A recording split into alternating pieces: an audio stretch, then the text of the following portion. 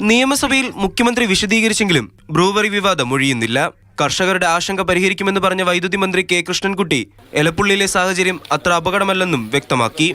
മദ്യനിർമ്മാണ പ്ലാന്റിൽ മുഖ്യമന്ത്രിയും എക്സൈസ് മന്ത്രിയും പറഞ്ഞതിനപ്പുറം ഒന്നുമില്ലെന്നും കെ കൃഷ്ണൻകുട്ടി കൂട്ടിച്ചേർത്തു. അങ്ങനെ ഒരു അത്ര വലിയൊരു അപകടമാണെന്ന് തോന്നിയിട്ടില്ല. കാരണം അത് തോന്നിയിട്ടുണ്ടെങ്കിൽ അത് പരിഹരിക്കാനുള്ള നടപടി ഉണ്ടാകുമെന്ന് പറഞ്ഞിട്ടുണ്ട്. അത് പരിഹരിക്കും, ആശങ്കകളൊക്കെ പരിഹരിക്കും. CPI നിലപാട് മുന്നണിക്കുള്ളിൽ തന്നെ ചർച്ചയായതോടെയാണ് CPM സംസ്ഥാന സെക്രട്ടറി തന്നെ വിശദീകരണവുമായി എത്തിയത്.